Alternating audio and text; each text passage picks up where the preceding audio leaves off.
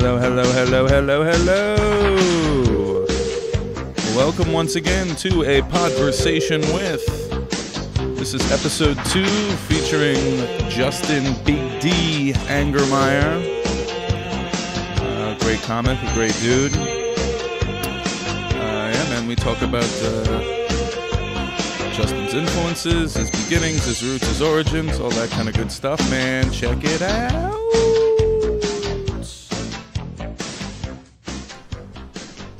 Okay, we are joined by Big D. Say hello, Big D. Hello? Okay, here's the deal. This is like first things first. Yeah. Your last name is Angermeyer. Angermeyer.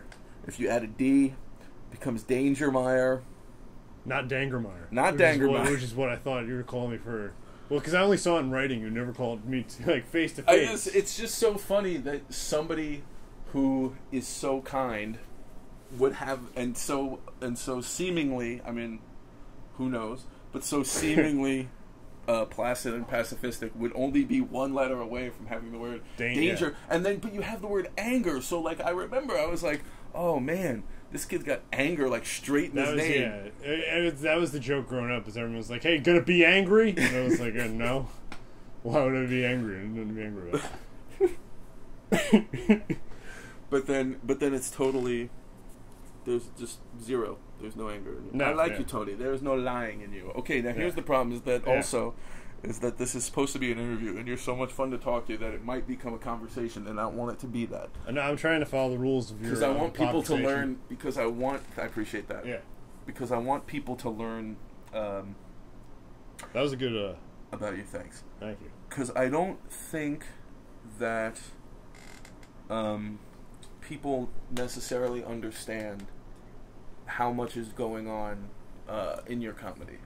Okay. Because it seems you're so you're so natural and comfortable on stage, and you have such a consistency. Okay, thank you. That I think that people just think that you're literally just going up, and because you do riff. I think that people just think that the whole thing on some level is ephemeral. Not necessarily not necessarily that everything that you're doing is a riff. Okay. Right? Mm. But that everything you're doing is like something you came up with that day. Okay. You see what I'm saying? Yeah, so that's why I want to kind of go into your process and everything like that. I think it's important for people to know the levels of your stuff, but like let's go. I just want to like start. Cool. I've got some because you're very comfortable on stage. I don't think that I would have many comics on here that weren't, which is why it's important for me to ask about the background stuff. All right. Because the thing that I've noticed is that a lot of us have gained stage confidence without being on stage, because I think it's important for people that want to become comics to understand that you will it's like you have to find how to be comfortable, but it's like once you relate it, like okay, so for you, right, like you did improv. Yeah, I was an improviser, and you started off doing acting in college. Yeah, I did a Soldier Story, which is an old Denzel Washington movie. We did a play version of it, and I played a racist soldier that was convicted of murder. Well, not convicted, but he was accused of murdering a black general. And then it turns out it wasn't me at all. I won't ruin the mystery because it's a great movie and everyone should see it. I'm plugging everything. I'm plugging the name of your podcast. I'm plugging the Soldier Story. Do it up. And then I did Shakespeare. I played a messenger. So I had one line. I hated Shakespeare, and then I did like a few short comedic things. Were you like little sketches, little one act plays, as they were called.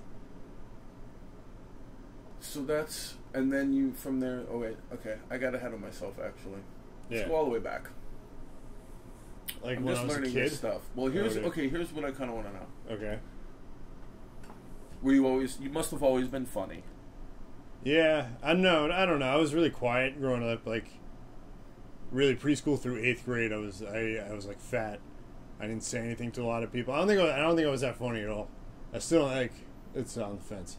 And then I don't know, when I got to high school, I kind of got more outgoing and talking, and just started like making people laugh, and I would just not do work. That's how. If we're talking about why I wanted to get into comedy, which I think is the same for everyone. You make someone laugh, and then you want to do comedy. I don't know.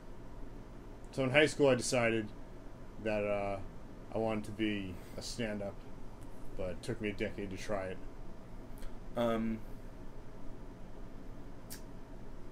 So you listened to Bill Cosby when you were a kid? Yeah. Cosby was the first stand-up that I saw, really. So my parents had it himself on VHS.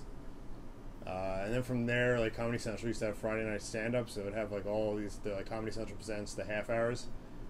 So I'd watch those on Friday nights. And, like, from there, I was, like, Louie, Bill Burr, all those guys. You know. I'm too high. I'm really worried. I'm getting all... This is the first time I've been high in, like, a year. The words are flying. I have no idea what I'm talking about. So, yeah, like, Louie, Bill Burr.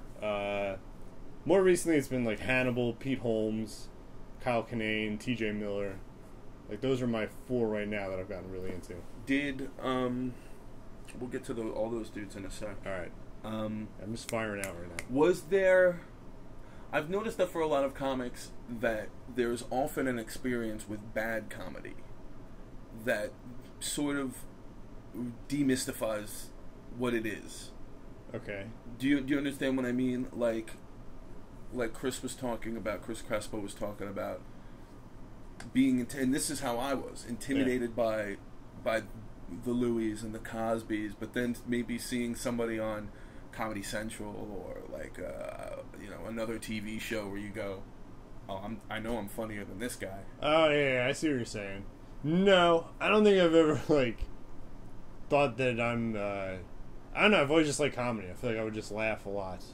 And there's obviously like I haven't. My mom always like tells me that I hated Billy Crystal. I know I hate Billy Crystal, but when I was like 3.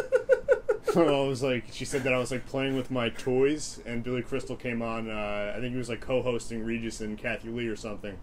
And apparently, I like stopped playing to look at my mom and say, like, "Mom, this guy, I don't like this guy. This guy's not funny." So that was, I guess, that was the first comedy where I was like, I'm better than Billy. When I was 3, I was like, I'm much better than Billy Crystal. I can get up there and be. I could co-host Regis and Kelly. The funny thing is, at 3, you probably were. Yeah, I was I mean, now you definitely are, but even at 3, I'm sure that you were.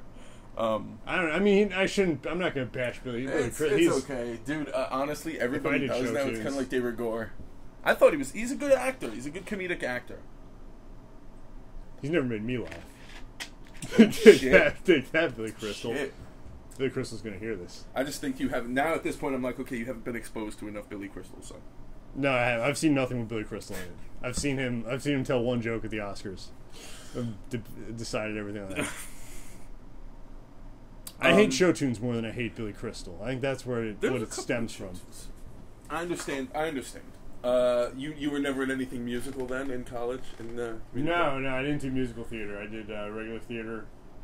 I like the idea of musical, like musicals as a joke. They have like musical improv and stuff, and I find that really fun. Yeah, that's good. But yeah, seriously, just like people seriously getting out and singing a story, just being like, "And I'm here." I don't know. So there's enough of that. They're very talented. So, you mentioned Louie a lot. Yeah. What is it about Louie that influenced you? Like, the reason I started liking him was because on his Comedy Central Presents, this is like 98 or 99, he had this, it wasn't even a joke, he had this one line where he was like talking about being on the beach, and he was like, I'm a redhead, and so when I go to the beach I burst in flames. that was the whole thing. I was like, this is what comedy is. He's like, this is exactly the fun. Yeah, he's great. That was it's not a philosophical standpoint as much as in when I was like 10, he made me laugh because from a redheaded joke. And the same like Bill Burr, I saw him on like a Talking Head page right. one I just show. realized now all your favorite comics. They're all it's Louie, Bill Burr, and Conan. That's not. You mentioned not Pete really. Holmes too. Is Pete Holmes a redhead? Yeah, I don't consider him. It's like it's my people. I understand. You can spot your own. Hey, no disrespect. I'm sorry I cut you off though. No, you were talking about Bill Burr. Oh yeah, Bill Burr. So I saw him on a VH1 Talking Head show. and he had a line. They were talking about sunglasses, some sort of sunglasses that happened in the '80s or something like that. And he's like, yeah, I don't wear sunglasses. I'm a redhead. Redheads don't look good in sunglasses. And I was like, oh, my. I was like 13. I was like, oh my god, Bill Burr. So yeah, it's not Phil Scoffel. It's just they have red hair and they made me laugh. That's why those two guys are my favorites. Who else? Hannibal. I just like the way he is on stage. He's just like, I'm talking about why I like these guys. Just the way he says stuff is funny. The unique cadence. Yeah. I like this whole thing about apple juice. I was so euphoric because I had all this apple juice. I was a terrible animal, but that's what I'm trying to convey. You can't see me, but I'm moving it was good, Hannibal. Yeah. You did the squinting eyes and that. I have a whole his whole thing is great. So that's actually interesting. Okay. Let's get into this. You have very unique physicality on stage. Thanks. I mean, hold on. I just want to explain. I just want to explain for the. I mean, of course, do you have any videos? You have some videos of your stand-up up now. No, I don't. Okay, you have to have some up because I need to be able to plug a YouTube page for you. Oh, okay. You should definitely have some stuff up. Yeah, now you can plug my backyard wrestling YouTube videos. No, because then they don't get to see how you look on stage. Oh, not you as a comic. You can go to my Facebook and look at a picture. I've got pictures of me. Yeah, but I want people to know what you're like as a comic, so they so that they can go check you out. Because I want people to listen to this and go, "Oh, this guy sounds interesting. I want to go check out his stuff. This would be a good way to promote yourself." Yeah, man. I've got nothing to promote. If you do an industry show at the stand, you get a good video. Yeah. So on stage, you stand pretty much upright.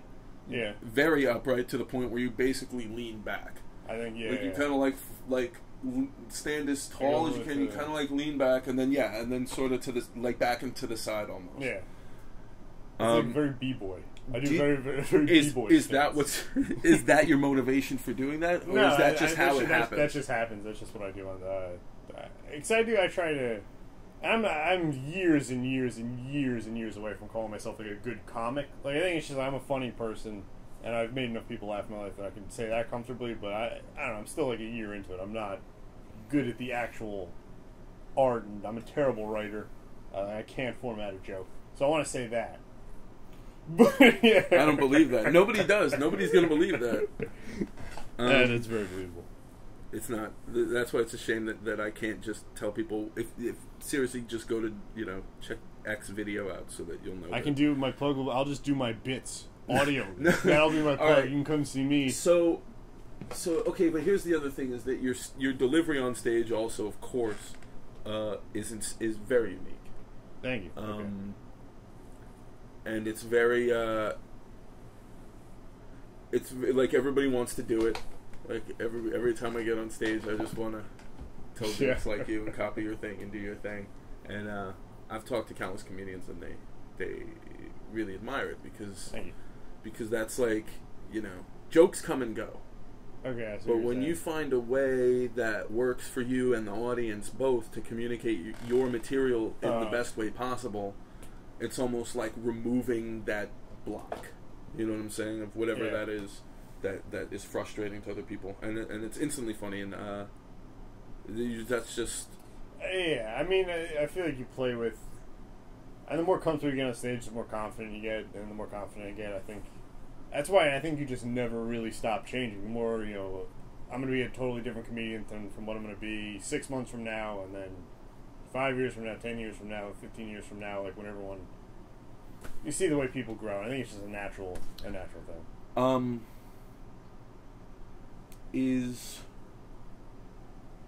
I think it's interesting that you so identify with yourself as a ginger. I think that's interesting. Okay.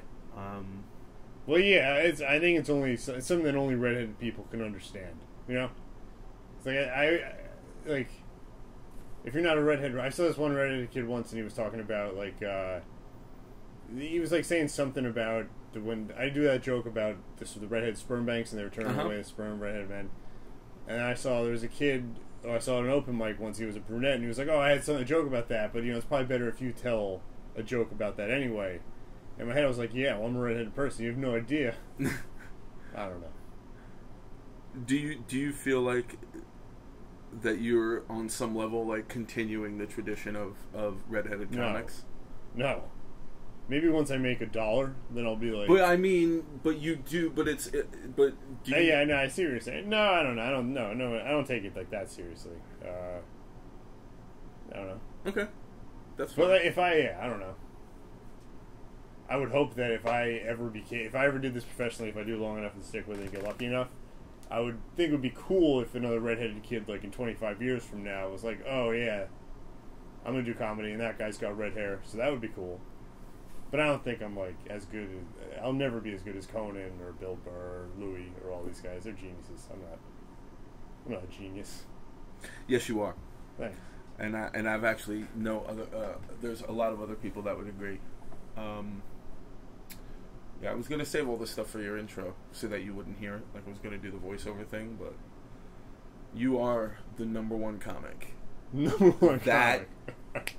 that I talk to people about. Okay, that other people go, I love Angermeyer. That kid's hilarious. Like, yeah. I could sit here and list all the comics, but like, there's not a comic that I had. Like, every comic that you know that I'm friendly with thinks that you're hilarious. Cool. That's the thing. You'll actually hear it on the Crespo thing. We were talking about you, and we were trying to articulate it, and he was like, and I was like, even when he's not funny, he's funny. Thank you. Thank you. Now, so you did 7 years of improv at UCB. 7, yeah, I did. From when I was 12 to when I was 19. So you did improv, you did theater in college. And after college, you did improv at UCB. UCB and the Pit. And that was you getting the toe wet before you actually did what you really wanted to do. Yeah, I was way too scared. I did stand-up when I was 21 for the first time. So that's like halfway into my improv lessons, my improv schooling. I did stand-up at a show. Like a friend of mine hosted a show in Chinatown, and like part of the show was he would have someone come on and do their first set. So he had me on. It was like, this was 3 years ago. It was Dan St. Germain was there. So it was a pretty good. So like he headlined. Damn. That was the first time I did, and it went well. It was a really supportive crowd. We set a bar. It was like 15 people, but they all laughed. And then I didn't do it again for 6 months. I was still living back home in Jersey. I did these like really bad poetry open mics for the summer of 2012, and it was me and my friend. We were the only stand-ups there, and like the guy was such a dick. He didn't want us there, but he was really passive aggressive and non-confrontational, so he wouldn't tell us to leave. But he would like the one time he introduced me, he was like, "The next guy coming to the stage, I don't think he's funny. Bring it up, Justin!" Wow. Yeah, they would yell everyone's name like that, and they would like no one would laugh, but I got snaps every once in a while at a joke I would do. Like people would just quietly snap. It was a good time.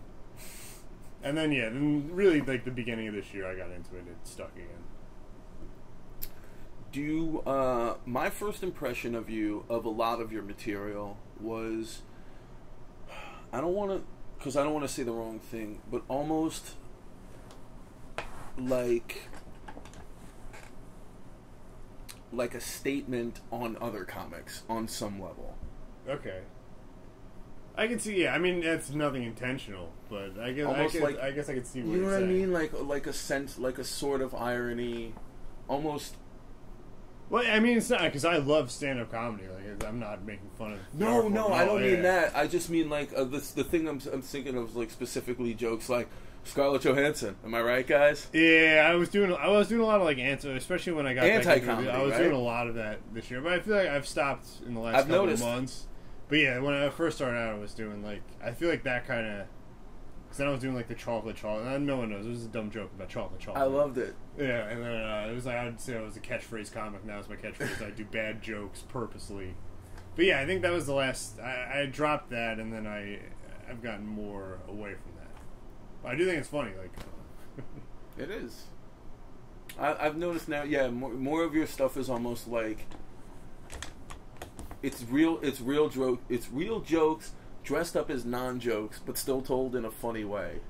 Okay. Yeah, I can see that. I mean, I don't know. I try to do whatever I think is funny on stage, whether it's a story or whatever. I'm terrible at taking compliments. I feel like all you're trying to do is compliment me. No, it's not that. It's not.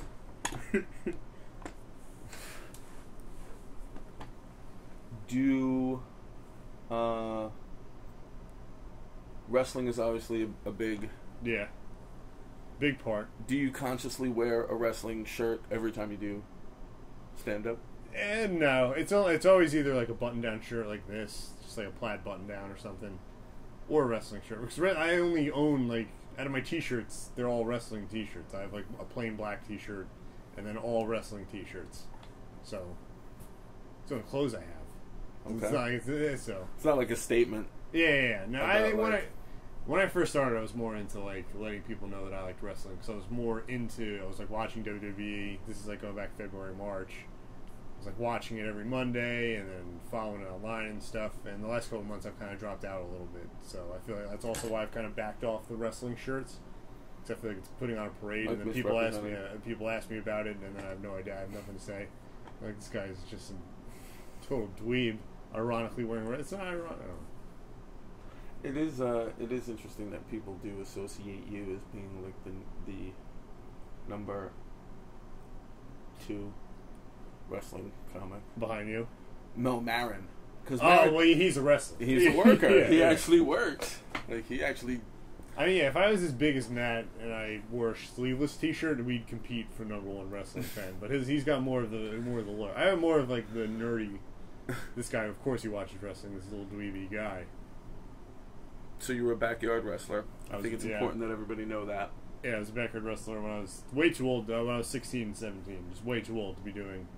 No, that's the age to do it, I think. Yeah, I guess we weren't into like. I feel like a lot of the guys that do it are more into like they're hitting each other with light bulbs. Yeah, and they're like throwing each other on thumbtacks and stuff like that. But we just like sat in my friend's bedroom and wrote storylines, which is a total nightmare. There'd be 4 guys, and we'd be like, I think we're gonna push Tank. And they'd be like, no, well, Tank hurts too many people. We can't give Tank a push when he's gonna hurt my little brother. That's what my friend Jimmy would say. We wrestled with his little brother. His little brother was a small kid, and he was like, Tank hurts Rob. I'm not gonna. So I remember one time being on the phone with Jimmy, my friend who also wrote for us. He called me at 1 in the morning. We talked till like 5:30 in the morning over like the stresses of the business and like the inside politics of UBWO. Type in UBWO to youtube.com. You'll see all my old backyard wrestling videos. And what does UBWO stand for? Union Beach Wrestling Organization. Very good. Very good. You wrestled under the name... Justin Angermeyer. Okay. So if you just Google my name, all that comes up is... So there was a combination of old-fashioned wrestling gimmicks and just genuine... Yeah, we had... The most gimmicky character we had was Homeless Joe Salazzo. Joe Salazzo being his real name, but his gimmick was that he was homeless. Which was... It was hilarious. We'd have him, like, hop out... His entrance was he would come in from a different part of the... quote-unquote arena every day. So it would be like, one week we had my friend drive him in the back of a pickup truck. So like the pickup truck just pulled up and he jumped out, and the kid loved karate and like nunchuck. He loved it, but he never did it. So he was just like, he was that type of kid. He was, he's a great kid, but like, so he would do like flips and stuff, and he would do like kicks. That was his whole wrestling style, and he'd always be like, he'd have his arms out like that. It had nothing to do with being homeless, is what I'm trying to say, I think. That was the most of a character. He was like a homeless karate guy. I guess you could sum up his gimmick as. Did you, I actually knew someone who used to have like a pay-per-view every year. Like, really? Not like a pay-per-view, but like every year they would have like this wrestling festival with just this kid's backyard. Would they wrestle each other, or was it just like a big event? Oh, okay. We had, we would have our major events, so we would do like 4 shows that would all build to a pay-per-view. So we had Revengeance, September to Remember. What else? Oh, what else do we have? We had just a lot of words, single words like Revengeance and like comeback. What's another word for comeback? Like a dark sounding. Retribution. Retribution. Yes, that was one. I'm not even kidding. That was one of those. Retribution. You can look that up. It's on YouTube. We had a King of the Ring. We did our own version of the King of the Ring, which I thought was cool. Tournament and everything? Yeah, well, no, it wasn't a tournament. What we would do is a 6-man single elimination battle royal. So you'd have to be eliminated by submission or pinfall or count out, and it just would start at 6, and it would get down to... And if you won, you're the King of the Ring. I was the '07 King of the Ring winner, which is as big of an accolade as you're going to get from me, whether it's comedy or sports or anything. I actually saw that on your resume. Yeah. I was doing research for this. My resume is it's King of the Ring '07 winner, 8th grade boys basketball, co-rookie of the year with Mike Mack, my best friend, growing up and stuff. And then I won a bunch of bowling trophies when I was in like 4th and 5th grade. And when we were little, we used to bowl. I was like 4th grade, 5th grade, 6th grade. And our handicap was really high because we were bad, so we would just win the championship because we were starting with like a 300-point. It's so that almost dumb. happened with my team. Yeah. It was so how could we win the championship? It made no sense. We were the worst bowlers there. I bowl with a left. I'm right-handed, but I bowl with a lefty curve. Like my arm bends the other way, and the ball like curves. Screwball. Yeah, no, I throw screwballs out there. I was good. I bowled a 200 once. That's another resume of mine. I bowled a 211, I think it was. Nice. Mine's 212. Isn't that weird? I'm serious. I'm serious. I'm serious. I like that. I'm glad it works out that way. I've taken everything off the rails. I feel like everything you tried to ask me, I've just run it off the road. Well, let's just have fun. All right. Right. All right. Now, this is just some oddball kind of stuff. All right. Have you ever had to deal with? I don't like to use the word heckler because I think heckler is a term that kind of gets thrown out to describe a number of behaviors, whereas to me it's sort of only one type of behavior. Yeah. Have you ever had to deal with anything from anyone with the audience, of them trying to interact with you on whatever level? Yeah. I mean, I think everyone has. It was just someone, even if you're at a mic and you tell a joke and someone's not heckling you, just says something and then you just talk to them. I don't know. I've never had like a heckler, someone who's trying to like kill me on stage, like kill my set. Right. But I mean, I've talked to people in the crowd. I've responded to things I've heard said in the crowd. But yeah, I've never had a moment where like I'm like, this person wants me to end it, wants me off the stage, or like. Do you mind like working the crowd at all? Because I've noticed you seem to be more like a, joke telling and doing your thing. But yeah, I mean, I don't know. I don't do a lot of crowd work. I feel like when I do, the way I'm doing it is I try and just be like, hey, I'm doing wink, wink, crowd work, wink, and I'm letting everyone in on the joke. Yeah. I don't know. I just don't feel like I'm very good at it. I just never have any. I'm not good in conversation. I have nothing to say to anyone. It's not about that. I think it's just about being I know, but that's the way I approach it. Like, I'm like, this person's going to say something, I'm just going to be like, ah. That's funny. Right? That was funny. So you ask somebody a question and they answer it, and you just go, bah. That would be funny. Yeah. That's I'll do that. I think it's interesting how your job as a doorman is such a wellspring of brilliant material. Yeah, well, that's more attributed to the people who live there. Like, it's just, I mean, I don't know. When you read your door, you just see a lot of people. Is it, I don't know how to ask. It's like an expensive place to live? Yeah, it's a nice building. It's not, I mean, it's not like $1 million or whatever, but you've got money if you live there. Like that which is weird because you seem to notice that like the most expensive and then the very least expensive tend to attract the eccentrics. Yeah, exactly. I think it's also funny because that the story that you have about the guy who won't let his own friend up tells you not to let his friend up. Oh god, yeah, that was a nightmare. It just seems like that would happen at like an hourly rates motel, as opposed to a rather high class. Yeah, where these people are like pretty high end lawyers and stuff like that. Well, he had his friend. His friend clearly was going through. He was going through a time. He was going through a tough time, his friend.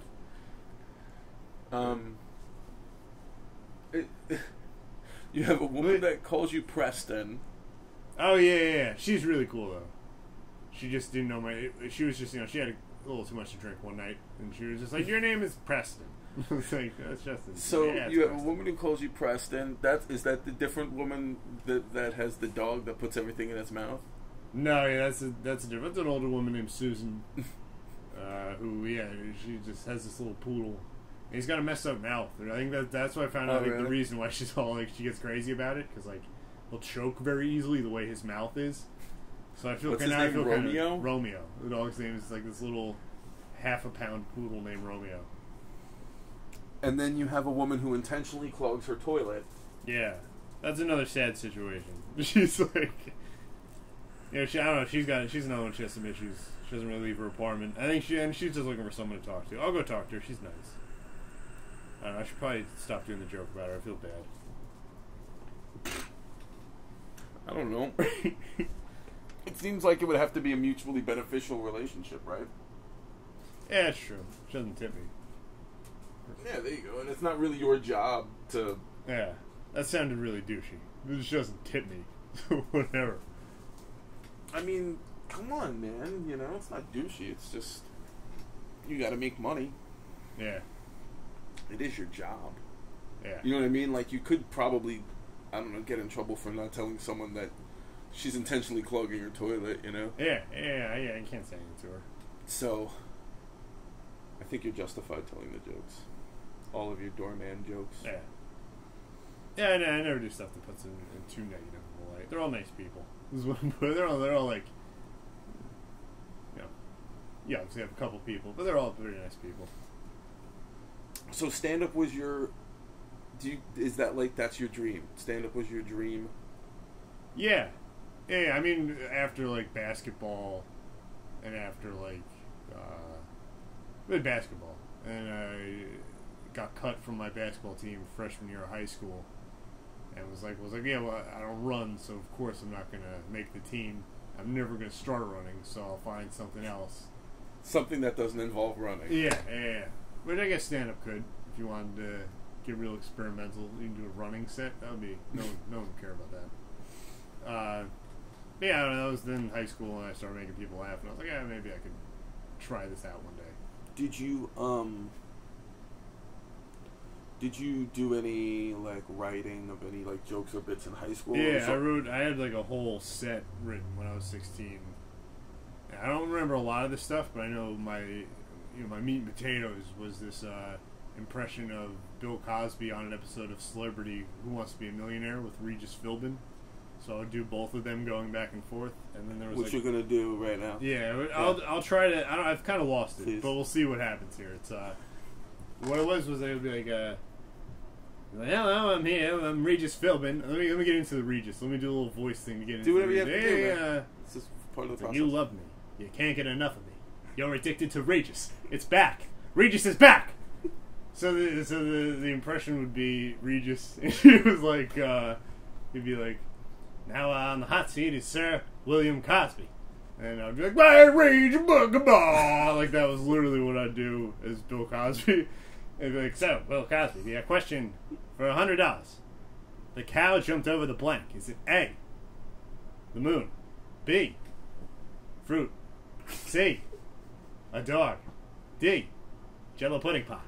and then I would go, well, Reach, maybe it was the moon, but maybe it was fruit because you like to eat the fruit, but I think it was the Jello pudding pop. And that was the whole joke. And I would do it, and there was this black kid, Doug Tyndall, I went to school with, and he would make me do it in accounting class every day because he thought it was like the funniest thing in the world. He's the only person who ever liked it, but it's gotten to the point where I think he was like more laughing at me than laughing with me. Like, I'd be like, Jello pudding, and then he would be like, whoa, and then like drop his head into his hands. I was like, I got a fan. This is number one, Doug Tyndall. So yeah, that was my set really in high school. What did you like about doing improv? What I like about doing improv? I'm terrible. I'm a really bad improviser. Like, I don't really get into characters and stuff. I pretty much just stand still like I do in stand-up, and then someone says, like, hey, we're going to go to the food store. What do you need? And then I'm like, I need a pair of pants. And I was like, that's crazy. You can't get pants at a food store. So I'm a great improviser. That's what I do. That's every single scene. It's just I make a joke about pants, and people go insane. No, I don't know. It's fun because I feel like I like to do stand-up similar. It's kind of like just like being in the moment. I feel like I'm funnier in the moment than I am with I'm a better in the moment person than I am writer. If that makes sense. Sure. So that's what I liked about it. Did you like the team aspect of it, or did it not matter? Or yeah, I like the team aspect of it. It takes pressure off. Like, you're just in a scene with someone, and if you say something stupid, like, someone is going to be better than you, and they're going to help pick you up, which is cool. But I don't know. There's benefits to both. The being on stage with people, and then also just you and a mic, and you're by yourself. Do you feel comfortable on stage? Are you at that point now? I feel comfortable. I mean, I don't feel like I'm good at all, but I feel comfortable. I feel like I obviously have a lot to learn. But yeah, I mean, if I'm doing like a bar show, like a show and stuff, I'll get a little more uncomfortable. But at mics and stuff, I'm just kind of, which I probably shouldn't be. I probably should be more intense about it instead of just going on stage and wasting 4 minutes every single time I get out there. Like, all right, let me try one joke. Yeah, I saw a guy on the subway. He was texting the contact, said, "My wife." Thanks a lot, guys. Just learning absolutely nothing about any of my... That's such a great joke, though. Hello, I'm home. Hello, my wife, I'm home. Like, that's so funny. I forgot what I was going to ask next. See, we were talking about improv. We were talking no, about, that's fine. You don't have to do that for me. No, that's fine. I appreciate that, but... No, let's see, we could... Uh-oh. This is bad.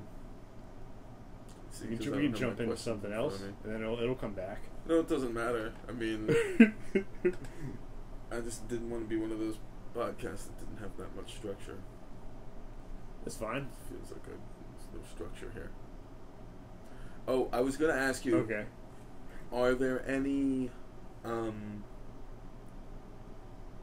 is there anything that you specifically want to, like, talk about or address in your act that you haven't, either don't know how to approach or just haven't written a joke for, or just anything? Not really. I mean, I don't know. I don't really follow the news, like, in real life or anything. Like, I'm never going to be a political guy. I don't know. I feel like I just don't think if there's something I don't want to talk about on stage, I don't even think about writing it, really. Not by choice, just by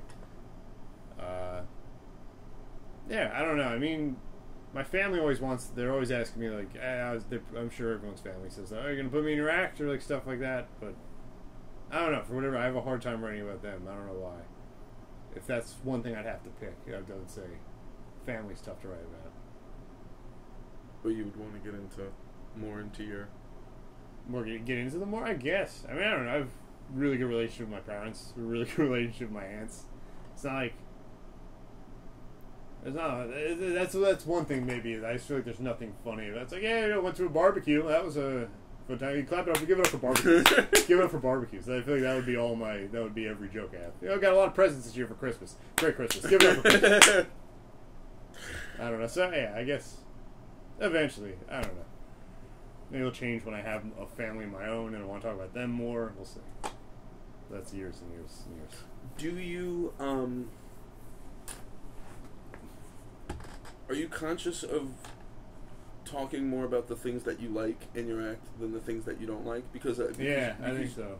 I mean, maybe not even conscious as in it's like, okay, I'm only going to talk about stuff that I like, but I think it just comes out that way, because I just feel like, I don't know, if I'm being when I'm being negative on stage, which I feel like has been coming out more and more, I feel like I'm way less funny than, not even less funny, but way less committed to it, and I have less energy with it, which I think doesn't really help me at all. It just makes it harder for me. There's people that works for, and like that's like what they do is like, I don't know, like and I guess Bill Burr's talked about it. Took him a long way to get to that point. The more he's just like, right, and he's just angry and like coming out and stuff. I don't know if I'm there yet. Do you want? I don't think you will ever be there. I hope not. I mean, you seem to be a happy and well-adjusted dude. Yeah. I don't have a lot to do. I have nothing to complain about. It's not genuine if I get on stage and complain about stuff, because I really don't care.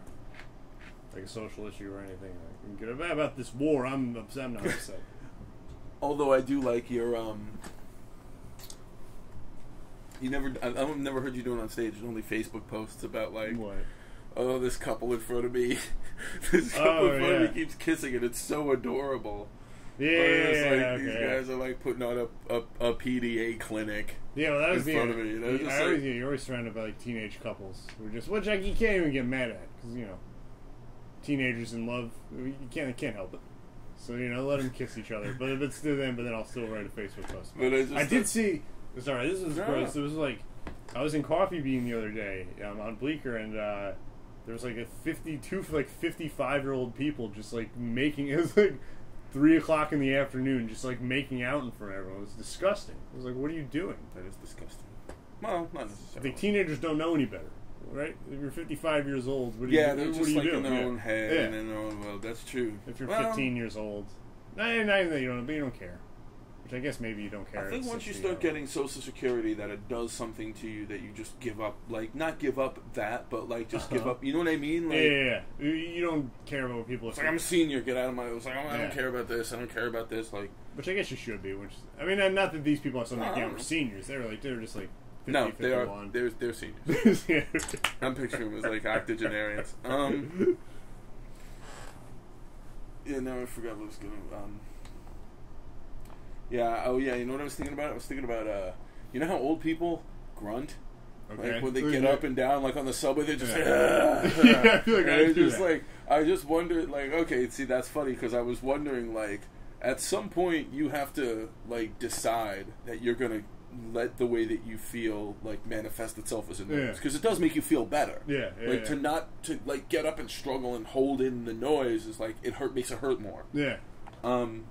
But like, at what point do you just go like, because if I do it, like if I get up and I'm like, ugh, I look old, right? So like, I do it all the time. At some point, you're young enough that you can still get away with it ironically. Like I used to do it. Do it ironically. I used to do it in my 20s. And it's like, well, no, I had genuine pain when I would do it too. But like, really? I would just, from whatever. But I don't know why I do it. I'm just like always tired. I'm always just like, I'll just get up and I this girl one time told me that if I would pull her on top of me, that like when I'd pull her on, I'd be like, ugh, just like an old man grunt as we're making out and I'm pulling her, like flipping her over and pulling her on top of me. So I do stuff like that. And when I sit down, I'm very just like, I just feel like at some point in your life you have to decide to start doing it. Like, I'm going to start old man grunting now. Like, I'm an old man. It's official. You're just letting it go. The pain's just too much. I had enough. I don't care.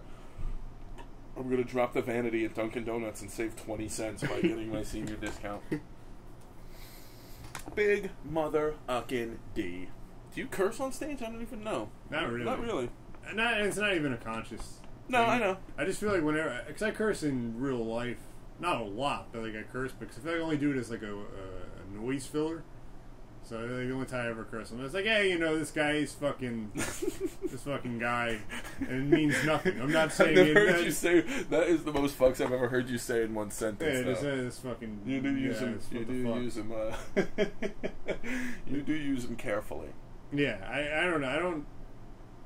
And not that I'm saying that I write it. I only use them to get a laugh. I'm only using it to. Oh no, I'm like Eminem. I know how to use a curse. You are like Eminem. Yeah. This is not the first time you've actually compared yourself to Eminem. Though you usually do it on stage. It's a dream that I'm trying to live out. You were a rapper too. Yeah. Which I hate to bring up so late in the interview, but you were a rapper.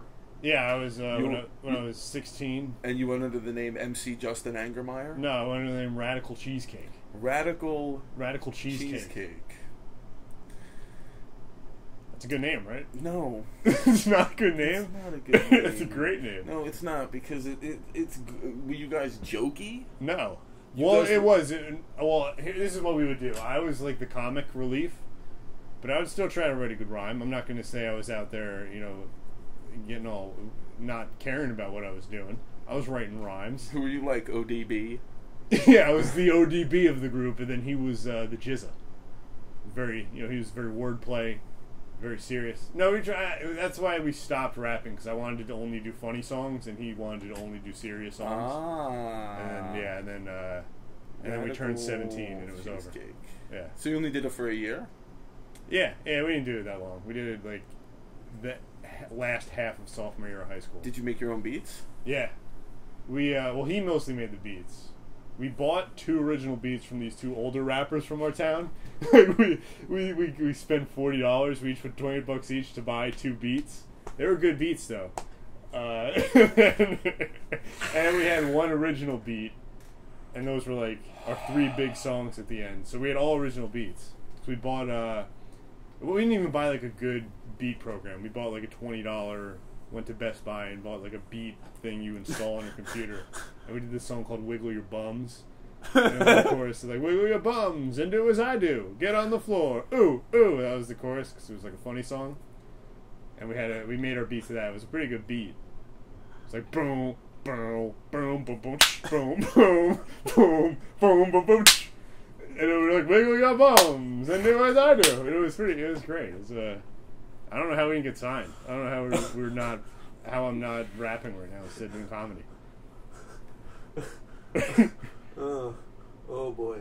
Whew. And then when you guys retired, you sold your beats to 2 younger kids. yeah, all Union Beach rappers. We just do it, and then we sell your beats. Now we kept our beats. I don't know. Not that I need to get into the technicality of us not actually owning our beats. We didn't trademark it, so someone can go out there and take it. It was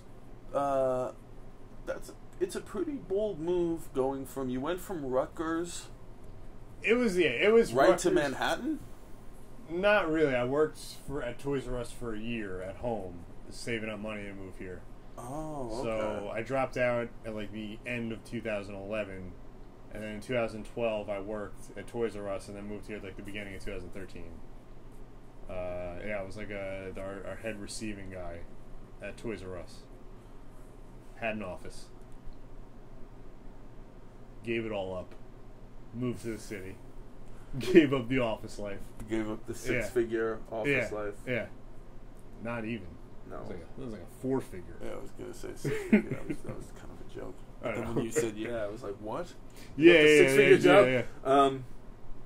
Were you nervous? Were you scared? Were you... Yeah, I think so, because I lived here for pretty much a year before I started doing stand-up. I was like doing improv and stuff last year when I lived here, but I didn't start doing stand-up until the beginning of this year. I did a show in January and started mics in February. Was it always your intention to use improv as a stepping stone, or were you at some point I was like, there was a while I was like, I'm a UCB guy. I'm going to be on Harold Night. Like that was it. I think a lot of that. One, I like UCB and I like improv, but I think a lot of that also stemmed from being too afraid to actually let myself get into stand-up. Because I'd done stand-up for 3 years prior, but just, like I was telling you before, just like really sporadically, like a handful of mics a year. And then this year I finally got into it.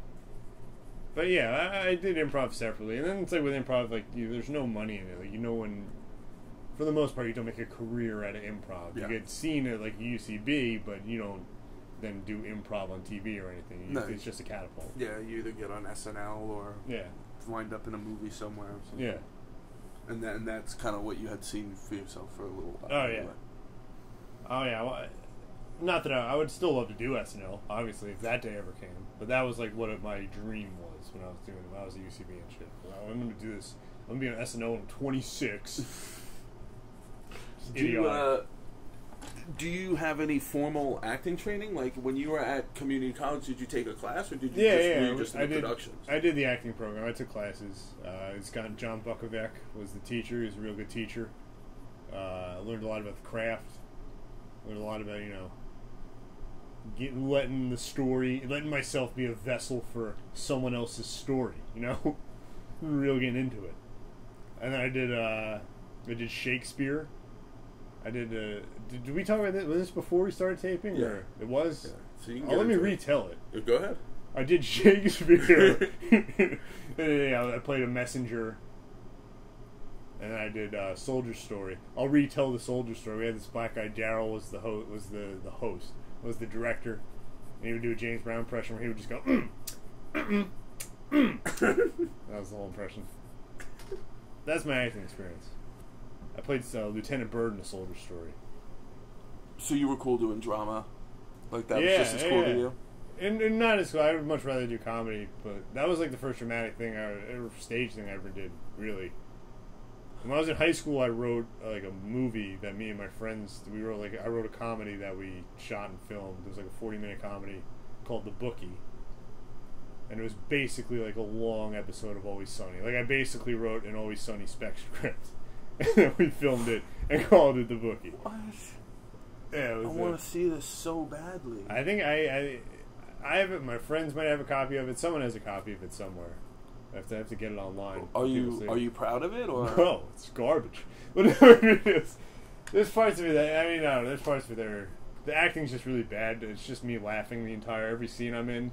We're supposed to do the scene where the movie's about these two guys who make a bet. One guy makes a bet on this guy who's a bookie, and he doesn't have the money. He loses the bet. It's on the Westminster Dog Show. Hilarious. He bets on the Westminster and then loses the bet. So he's like he's worried the bookie's gonna coming for money, and the bookie's like chasing him. And then there's like a big twist at the end of the movie where the bookie's only chasing him because he thinks they're good kids and he wants to hang out with them, and he wants to get them. And then it's revealed that he's a Nazi and he wants them to donate to his Nazi charities. That's the movie. Nazi charities? Yeah, the two ones we came up with were the Aryan Youth Group and the Neo-Nazis of America, which are probably real things. I'm sure they both exist. Oh yeah, those are. But yeah, there was like a scene where I was supposed to be angry and yelling at my friend who's trying to help me get out of this situation I've dug myself into. And I'm like, you don't talk to me ever! You don't talk to me ever! And we had a fight scene in it, because there's a scene where we think we're doomed, and we're each drinking, and we're confessing things to each other. And it's a hilarious heighten. It goes from my friend telling me, I took your Charizard Pokemon card, and then right after that I tell him that I slept with his sister, and then a fight ensues. And it was that's the one thing I'm proud of in the movie, is the fight scene. All because of my friend Josh. His name was also Josh. Like, he started off the fight scene, he tackles me onto a couch, and then the way my friend John shot it, like, he cut the camera from the side of us to the front of us, and it cuts in Josh. I'm just basically holding him in a pile driver on the couch, and his butt's just, like, in my face, and Josh was like, hammer! Just like, it was the whole scene, but just both of us go, just like grappling with each other. And then that's when the movie ends, because then we hear the doorbell ring and the bookie shows up. And he's like, hey, my friends, come to the Aryan Youth Group. And they're both like, oh. There's a running joke in it that the guy, the bookie loved Jack in the Box. So he was always like, go get me food at Jack in the Box. And we were like, yes, yeah. It's just something. It's just something the character did gotta be twice. Funny. It's gotta be funny to be a running joke. We're like, well, the Jack in the Box is hilarious. Inherently, the Jack in the Box is innately hilarious. This is the fast food restaurant Jack in the Box. I think it was because we grew up in New Jersey and didn't have Jack in the Boxes. So we were like, let's just Jack in the Box. Everyone will get it. We showed it to two class in high school. We would bring it in. Some of our teachers would just let us show it at the end. It was senior year of high school, so they would just let us show it. It was filthy. We cursed. The whole movie was just us being like, what the fuck do you think you're doing making this fucking bet? I don't know, piece of shit. Suck my dick. Blah, blah, blah, blah, blah. That was the entire movie. That's awesome. Well, I don't want to... I hate to cut this short. How long have we been... Yeah, what's... It's about 53 minutes. Jesus Christ. At this point. So, I think a good way to end would be to talk about your laugh. Okay. Which is multifaceted, of course. You don't have a laugh, you have a couple laughs. Just a couple laughs. A couple laughs that come out of me. Hands down considered the greatest laugh in comedy today. Yeah. This is considered by you? Everybody. Everybody, okay. Everybody. People talk about your laugh on stage just about at every mic. Somebody feels the need to mention your... I've been called out on my laugh. I was at a mic once and there was this girl there and I was like, she went up last, and I was like, genuinely, because I sit and I genuinely listen to people's sets and I laugh, and I was like, she said something, and I was just like, I'd laugh where I kind of like start off like ha, and then like I laugh like under my breath a little bit, like that. I did that because I thought it was funny, and then she was just like, what did she say? She was just like, "You are obnoxious." And then she started like screaming. We got into a screaming match. Oh, she thought you were like fake laughing at her? She thought I was being condescending and fake laughing, and I was like, "That's my laugh." And then like other people at the mic were like, "No, that's how he laughs. He's not." And she was just like, "You are obnoxious. You are obnoxious." And then it just got to me just being like, "Finish your set. Please finish your set. Please finish your set." We were just yelling at each other. You got all mad and stuff? Like you got hot? I wasn't like hot, but I was like, just stop. I was like, I guess for me, that's like as mad as I get. I was like, please just stop. Just stop. Finish your set. Finish your set. I just kept finish your set. Nice. Finish your set. She was like, "You're obnoxious. Pretty You're fierce. obnoxious." Do I know this broad? No, I've only seen her one other time. She didn't go up. I don't know her name at all, but I know that she apparently did the same thing to Patrick Holberg. Patrick, I feel like me and Patrick are the two nicest guys in the world, in the entire world. Besides myself, yes. Besides, no, well, I'm just you've kidding. got more of an edge. You've got more of an edge than me and Patrick. I got a little edge. I'm not gonna lie. But I do consider the three of us at least to be the biggest laugh. This is why I asked you about your laugh. I'm not saying nice as in people laugh. I'm just saying, understand, dude. I'm just playing. Now I feel bad. Don't. Yeah. See, there it is. That's one of the good ones. My favorite is the stifled.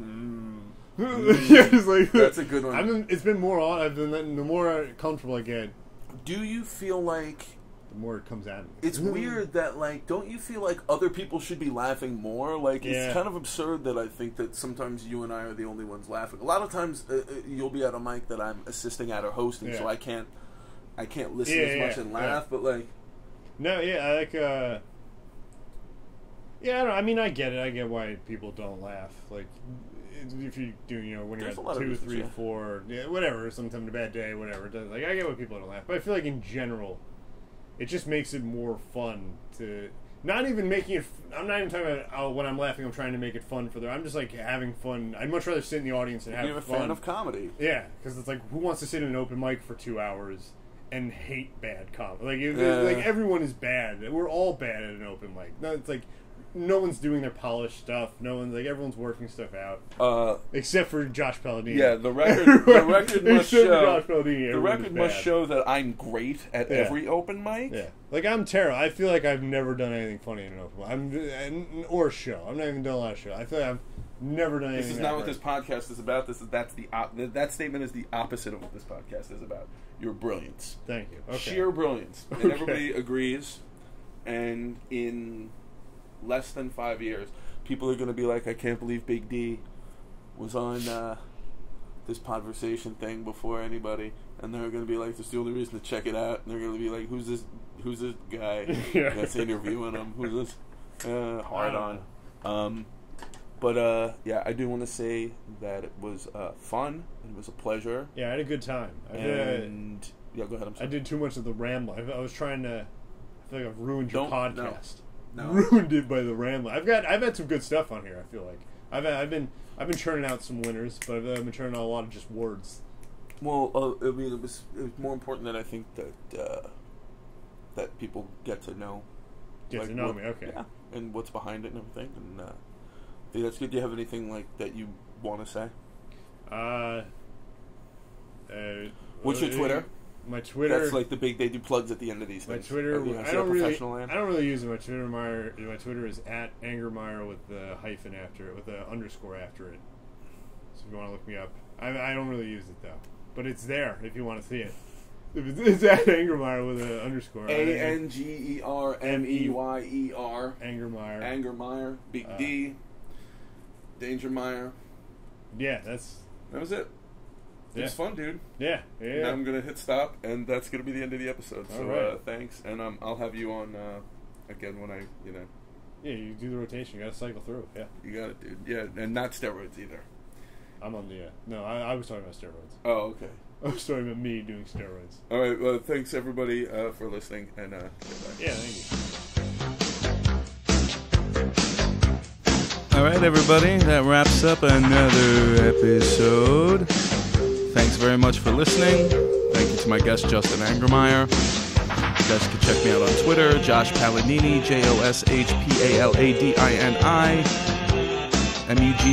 Muggies 247. That's Muggies 247 on YouTube. Yeah, man. We'll see you next week.